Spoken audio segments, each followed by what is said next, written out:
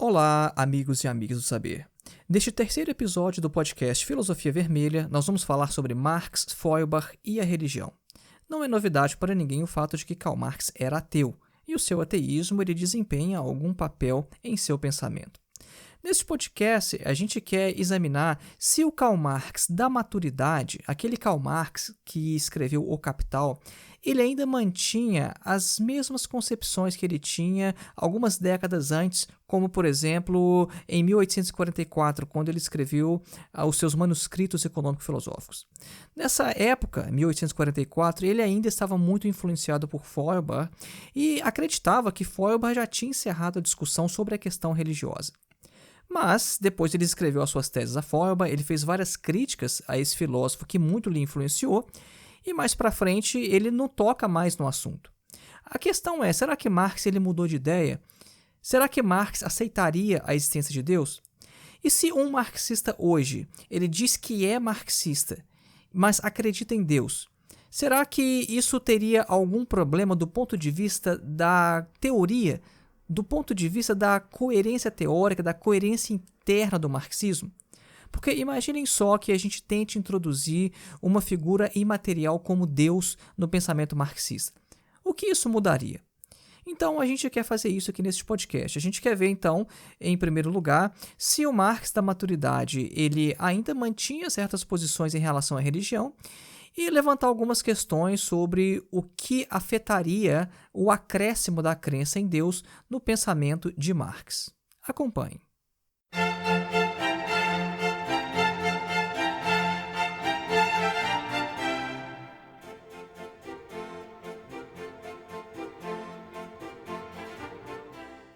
Quando a gente fala em Marx e a religião, a primeira coisa que nos vem à mente é aquela frase que inclusive praticamente virou um slogan, né, de que a religião é o ópio do povo, né? Quando Marx ele faz essa crítica, ele está apontando para uma função social que a religião desempenha no sentido de fornecer alívio para as pessoas mais pobres de suas agruras materiais. Então, as pessoas, às vezes, como elas não têm uma vida satisfatória na Terra, elas se refugiam no mundo imaginário, o mundo da religião, e ficam imaginando que um dia as coisas vão melhorar, seja nessa Terra ainda ou mais principalmente depois da morte. Então, esse aspecto aí da religião ser o ópio do povo é um aspecto já muito discutido da teoria marxista, só que a gente não quer focar nesse tipo de coisa aqui, porque do ponto de vista da filosofia, dizer que a religião é o ópio do povo não é uma resposta satisfatória à questão se Deus existe ou não. A questão se o conteúdo da religião é verdadeiro ou falso. Porque a religião pode muito bem cumprir uma função social de escamotear a realidade, de justificar a opressão, né, de ser literalmente um ópio, no sentido de um anestésico, mas, ao mesmo tempo, ela ser verdadeira. Ela falar que Deus existe e Deus de fato existir. Então, do ponto de vista filosófico, dizer que a religião é o ópio do povo, isso não é satisfatório. Isso não diz nada sobre a existência ou a não existência de Deus. Então, isso que é importante deixar claro aqui logo de partida, porque quando a gente lida com essas questões de um ponto de vista filosófico, a gente vai descobrir que algumas respostas que podem ser satisfatórias em outras áreas do conhecimento, para o conhecimento filosófico não são. Marx nunca se interessou mesmo por essas questões metafísicas sobre a existência de Deus. Ele até chegou a escrever alguma coisa, como por exemplo nos manuscritos econômicos de 1844, no qual ele fala sobre a origem do homem, né? Essa pergunta que as pessoas fazem, né? Quem criou o primeiro homem? Quem criou a natureza? Então ele fala um pouco mais sobre isso lá, né? Mas ele desqualifica a questão porque ele fala que quando se pergunta isso, a gente já está partindo de um ponto de vista invertido, né? Então ele não vai falar, por exemplo, sobre as 5 vias de São Tomás de Aquino para demonstrar a existência de Deus.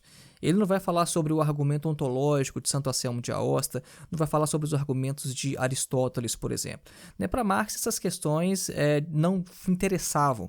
Né? Então, a crítica que ele fez à religião foi mais no sentido sociológico, no sentido antropológico. O problema dessa abordagem é que quando você diz, por exemplo, que a religião foi criada pelo homem, que Deus é uma criação do homem, por exemplo, a gente já parte do ponto de vista de que o ateísmo é verdadeiro, que Deus não existe, né? Então, isso seria, na verdade, o que se chama, na lógica, de petição de princípio. Uma petição de princípio é quando você pressupõe aquilo que você, na verdade, quer concluir. Então, quando você fala assim, olha, o homem criou Deus à sua imagem e semelhança. Como que a gente sabe isso? A gente parte do ponto de vista de que Deus não existe. Mas esse argumento em si, ele não estabelece o fato de que Deus não existe. Porque se a gente parte do ponto de vista de que Deus não existe, a gente quer explicar então como surgiu a ideia de Deus, essa é uma explicação muito plausível, né? Agora, se a gente não tem isso como ponto de partida, a gente primeiro tem que estabelecer, né, o fato de que Deus não existe. Então, é importante a gente ter isso claro aí, essa distinção entre as formas de tratar a questão, e principalmente quando a gente fala, né, de filosofia marxista, porque, infelizmente, a filosofia é uma área negligenciada dentro do campo marxista, né? O pessoal gosta muito da história, gosta muito da economia, gosta muito da sociologia, mas quando vem para essas questões filosóficas, o pessoal fica devendo. Que Karl Marx era muito influenciado por Feuerbach em sua juventude é um fato já estabelecido e eu vou partir do pressuposto aqui de que você está mais ou menos familiarizado com essa questão. Feuerbach foi um filósofo muito importante sem o qual não haveria pensamento marxista. Feuerbach foi um filósofo que foi um crítico de Hegel, né? Foi um filósofo materialista e a sua crítica à religião foi uma crítica muito extensa, uma crítica exaustiva, uma crítica profunda. É um autor ainda extremamente lido em certos círculos da filosofia, né? E até mesmo por cristãos, né? A principal obra de Feuerbach, que é A Essência do Cristianismo, ela é publicada no Brasil, né, em sua edição em português, por uma editora católica, né? É um livro ateu que critica o cristianismo e uma editora católica publica. É porque é uma obra de fato muito relevante. Então a gente vai pular essa parte. A gente não quer falar exatamente da influência de Feuerbach no Marx da juventude. A gente quer mostrar aqui, em primeiro lugar, que as críticas que Feuerbach faz à ideia de Deus, elas ainda estavam presentes na cabeça do Marx quando ele estava escrevendo O Capital. A gente quer mostrar que elas não perderam a sua validade para Marx. E para isso, nós vamos mostrar então uma passagem de O Capital no final do primeiro capítulo, no qual ele trata sobre a mercadoria. Ali nesse final de capítulo, o Marx está falando sobre o caráter fantasmagórico, né, o caráter enigmático da mercadoria. Ele está falando ali que a mercadoria ela tem um caráter, de certa forma, enigmático, porque o homem ele exterioriza a sua força de trabalho, ou seja, ele exterioriza parte do seu ser, né, em um produto, que é tornado mercadoria, e ele não reconhece a mercadoria como sendo produto do seu próprio trabalho. Ele começa a se relacionar com a mercadoria como se ela fosse um objeto independente com vida própria. E ele se relaciona com a mercadoria como se fosse uma coisa, e as mercadorias também se relacionam entre si como se fossem coisas. Ok, se você achou isso meio complicado, não tem problema, porque esse não é o ponto principal que eu quero falar aqui. Eu só quero mostrar o que Marx faz com isso. Aqui nesse ponto, ele quer tornar a sua explicação um pouco mais fácil, e aí ele vai traçar uma analogia. Ele vai falar o seguinte, olha, as mercadorias têm essa característica, né? Elas têm esse caráter enigmático, e para explicar isso melhor, fazer uma analogia, né, diz o Marx, a gente vai ter que fazer aqui uma fuga para o mundo nebuloso da religião. E o Marx, então, ele vai fazer o seguinte comentário. Ele vai falar que na religião, os produtos do cérebro humano eles aparecem como figuras autônomas, hipostasiadas e possuindo uma vida própria. E nessa forma entram em relação com os homens e também entre si. Que formas são essas? Deus, os anjos, os demônios, né? Todos esses seres espirituais.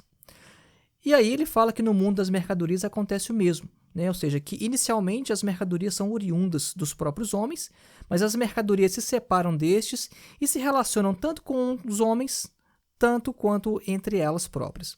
Qual que é meu objetivo aqui? É mostrar que ao escrever O Capital, o Marx ele ainda estava com essa ideia de que os seres espirituais são projeções da cabeça do homem.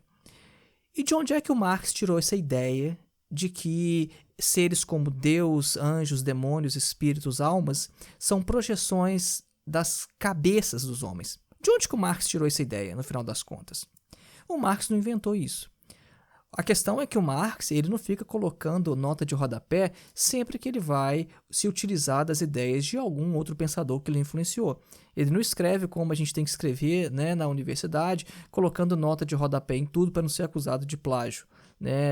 A dinâmica para escrever uma obra, um livro, né, não é exatamente essa. A gente, conhecendo a trajetória do Marx, sabe que essa é uma ideia que vem de Feuerbach. Feuerbach foi o grande cara do século que, de fato, efetuou essa crítica e mostrou que, na verdade, Deus é uma projeção dos principais atributos humanos. Com isso, o que eu quero mostrar é Marx, quando escreveu O Capital, ele ainda tinha como válida essa crítica de Feuerbach de que Deus é uma criação da cabeça humana. Então, para a gente entender ainda um pouco melhor, né, para mostrar que de fato essa ideia veio de Feuerbach, nós vamos ir agora para a sua principal obra, que é a Essência do Cristianismo, e vamos ler alguns trechos para a gente tentar esclarecer um pouco melhor como que Feuerbach via essa questão. Na introdução de A Essência do Cristianismo, tem uma frase do Feuerbach que ele diz o seguinte: o homem se objetivou, mas não reconheceu o objeto como o seu próprio ser. Nesse trecho, Feuerbach está trabalhando com a categoria de alienação. Embora ele não use essa palavra, né, no alemão Entfremdung, ele descreve exatamente o que é o processo de alienação, que é quando um ser ele se exterioriza, ele se coloca em um objeto externo, mas não reconhece esse outro objeto como sendo uma exteriorização sua. Isso é exatamente a chamada alienação. O que acontece, então, segundo Feuerbach? Feuerbach ele afirma que os homens eles têm diversas qualidades, diversas características, diversas propriedades, como, por exemplo, poder, conhecimento e amor, para citar só esses três. Só que essas qualidades nos seres humanos são finitas. A gente tem um poder limitado, a gente tem um conhecimento limitado e a gente tem uma capacidade limitada também de amar.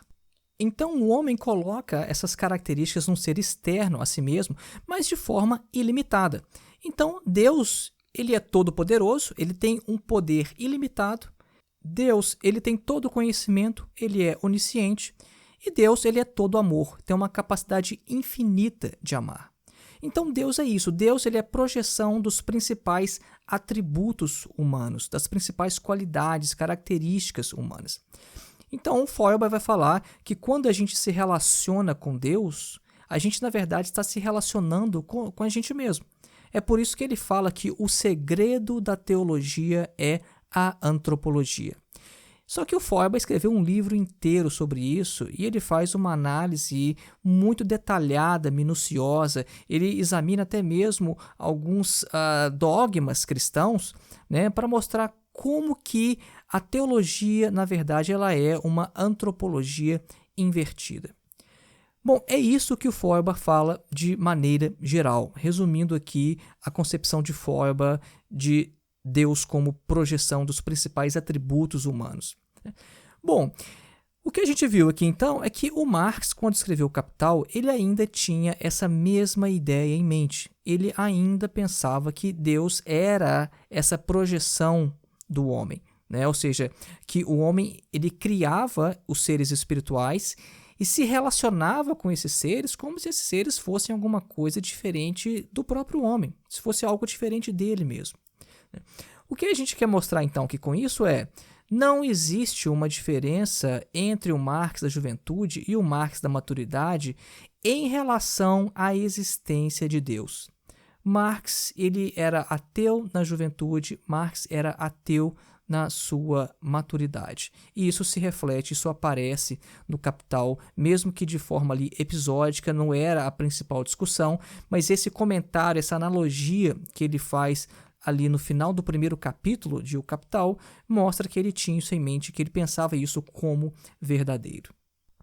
Tendo em vista, então, que Marx era ateu, Será que a gente pode ser marxista acreditando em Deus? Será que isso era apenas uma questão pessoal ou será que o ateísmo é fundamental para a coerência interna no pensamento de Marx? Será que para alguém se dizer eu sou marxista, sou 100% marxista, esse indivíduo tem que ser ateu?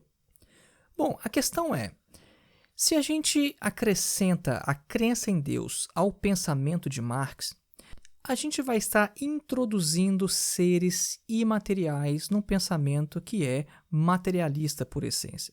E quais as consequências isso pode ter? Porque se a gente considera que um ser imaterial como Deus existe, aí vem a questão, quais outros seres imateriais também não existem? Se Deus ele existe, esse Deus ele se relaciona com os seres humanos? É possível se relacionar com essa divindade? Se Deus existe, ele fundamenta valores morais absolutos? A gente tem uma série de questões que surgem a partir da introdução da existência ou da figura de Deus no pensamento marxista. Se a gente quer fazer isso, a gente vai ter que responder essas perguntas tentando manter a coerência interna do pensamento de Marx. A questão é que o que acontece é que Marx foi tão influente e pela própria natureza do seu pensamento dialético, ele desenvolveu pesquisas em tantas áreas diferentes, os seus princípios são utilizados em tantas áreas, que muitas vezes as pessoas elas pegam um pouquinho de Marx aqui da sociologia, um pouquinho de Marx da história, um pouquinho de Marx da crítica da economia política e fazem ali o junta-junta, e a gente tem ali diversas escolas de pensamento que têm uma inspiração marxista. Agora, ter uma inspiração marxista, se apropriar de algumas ideias de Marx não significa exatamente ser marxista. É dessa maneira que a gente deve ver, por exemplo, a teologia da libertação. A teologia da libertação é uma teologia, faz uma leitura, de certa forma, materialista da história, no sentido de que consegue ver ali as lutas de classes, faz uma leitura da Bíblia enxergando isso, faz uma leitura muito interessante, mas a gente não pode dizer que é exatamente um marxismo, porque o pensamento de Marx ele é essencialmente ateu. E tem outros filósofos que também já trataram dessa questão. A gente tem, por exemplo, o Ernst Bloch.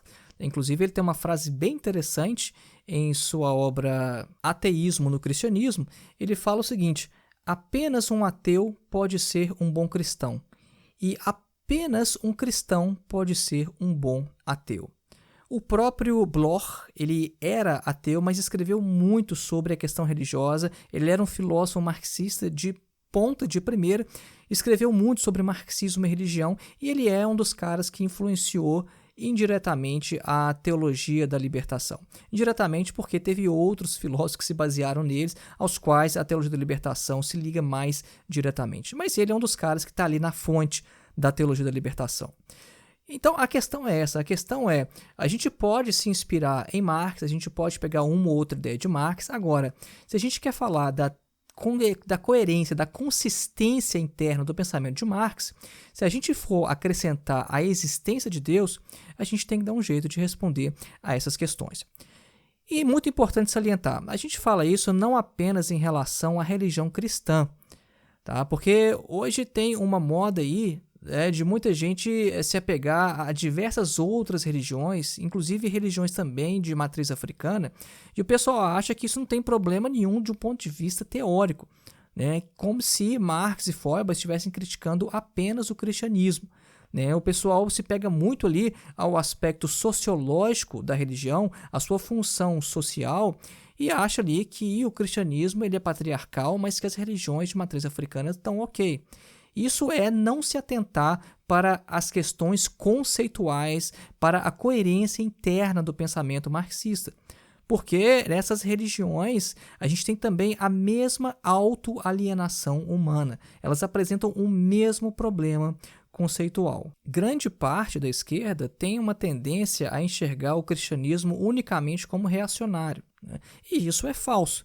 O cristianismo ele tem um núcleo revolucionário. As primeiras comunidades cristãs elas tendiam para uma forma de organização comunista E isso é muito importante salientar. O próprio Engels fazia essa leitura, né? Quando a gente lê, por exemplo, o Engels falando sobre as revoltas camponesas e o Engels falando sobre o Thomas Müntzer, que foi um reformador que fez oposição ao Martinho Lutero, a gente percebe que o Engels ele tinha essa sensibilidade para enxergar a contradição nas coisas. O cristianismo oficial, a igreja oficial, não era menos reacionária na época de Engels do que é hoje. Era também uma igreja que cumpria uma determinada função social e é por isso que Marx, ali naquele período, chamou a religião de ópio do povo. Então, o Engels estava ciente. Agora, o Engels também viu que havia ali um elemento libertador no cristianismo primitivo, um elemento extremamente radical. Então, a gente tem que saber olhar os objetos como contraditórios, né? Quando a gente fala de dialética, é isso. A dialética, ela enxerga todo objeto como contraditório. Todo objeto ele traz em si a sua negação. Então, não é parte, né, de uma análise dialética dizer que o cristianismo ele é conservador, reacionário, ou o cristianismo ele é revolucionário, progressista. Na verdade, ele tem essas duas coisas, ele carrega essa contradição interna. Então, a questão não é isso, porque às vezes o que o pessoal enxerga é isso, o cristianismo ele é reacionário, mas as religiões de matriz africana, ou religião X ou Y, não, aquela sim é libertadora, porque ela é do povo pobre. A gente tem que se lembrar que o cristianismo surgiu no seio do povo pobre. O cristianismo ele pregava inicialmente a comunhão dos bens, né, e que muita gente pobre hoje ainda é cristã. O cristianismo não é unicamente religião de gente rica hoje. Na verdade, a maioria dos que professam a fé cristã ainda hoje são pobres.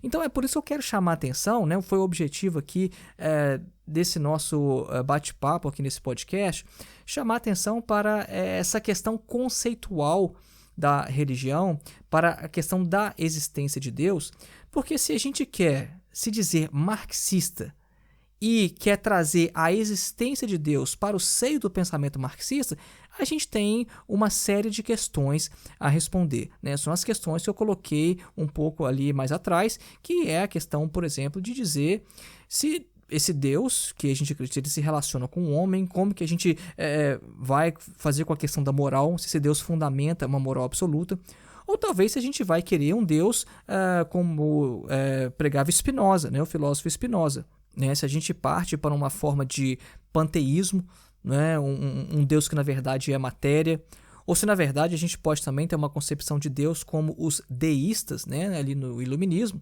né, que acreditavam que de fato havia um Deus que criou o mundo, mas esse Deus é como assim, ele deu corda no mundo e foi embora, deixou o mundo aí funcionando através das leis naturais que ele criou, né? Ou seja, de fato há um Deus, mas ele não se relaciona, Deus não interfere, não influi em nada no que acontece nesse mundo.